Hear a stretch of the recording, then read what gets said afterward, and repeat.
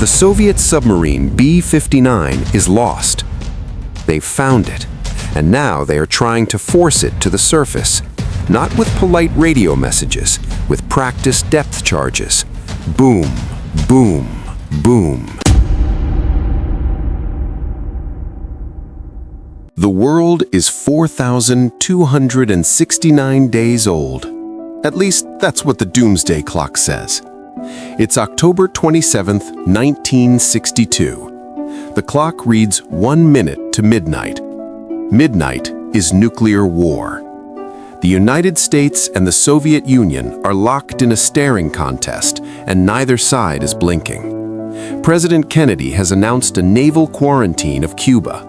Soviet ships are steaming toward the line. On the island, nuclear missiles are operational, their warheads pointed at Washington, New York, Chicago. In the air, a U-2 spy plane is shot down. The pilot is dead. In the war rooms, maps are covered in red arrows. The trigger fingers are sweating. But the story of how the world ends or doesn't isn't being written in Washington or Moscow. It's being written 150 feet below the surface of the Atlantic, inside a steel tube filled with diesel fumes, stale sweat, and a crew pushed to their breaking point. This is the story of the day the world almost ended, and the man you've never heard of who stopped it. The Soviet submarine B-59 is lost. It's a Foxtrot-class boat, a workhorse, not built for comfort. For days, it has been playing cat and mouse with the American fleet. Its orders are simple: reach Cuba. But the Americans have other plans. They've found it, and now they are trying to force it to the surface, not with polite radio messages, with practiced depth charges. Boom, boom, boom. The concussions slam against the hull like a sledgehammer on a coffin. The lights flicker, plates shatter, the temperature soars past 120 degrees. Carbon dioxide levels climb. Men are gasping, stripping to their underwear, passing out at their stations. The captain, Valentin Savitsky, hasn't slept in 36 hours. He can't contact Moscow. For all he knows, World War III has already begun up there. The bombs sounding around them are not practice rounds. In his mind, they are the opening shots. On the surface, the USS Beale and other destroyers are having a routine day of harassment. They know the sub is there. They're following procedure. They have no idea what's happening inside. No idea that in the sub's forward torpedo room, sailors are arming a T-5, a nuclear torpedo, yield 10 kilotons. The blast would vaporize the American task force, trigger a radioactive tsunami, and guarantee a full-scale nuclear retaliation from Washington. The captain is convinced they are under attack. He turns to his political officer, who nods. The launch requires a third vote. The flotilla commander, a quiet, stoic man named Vasily Arkhipov, is in the next compartment. They send for him.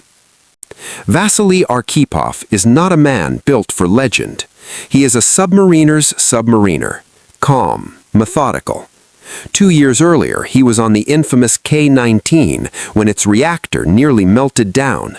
He watched men die of radiation poisoning.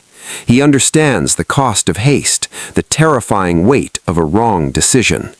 Now, standing in the sweltering control room, facing his furious captain and the zealous political officer, he is presented with a unanimous decision. We must launch. It is our duty. The war has started. The argument is furious, desperate. The crew is with the captain. They are being killed down here. They must fight back. Arkhipov listens to the pounding of the depth charges. He considers the facts. No communication from Moscow. The Americans have not directly attacked. The protocol for nuclear launch requires clear signs of war. He sees not a battlefield, but a brink, and he says the one word no one expects. It is not a dramatic shout. It is a quiet, unwavering refusal. He argues, he persuades. In that oven-like chamber, he single-handedly challenges the momentum of panic and pride. He convinces the captain to surface to await orders from Moscow. The submarine, bleeding air and battery power, breaks the surface into the blinding Caribbean sunlight, surrounded by stunned American warships. They are greeted with searchlights, not missiles. The world does not end that night.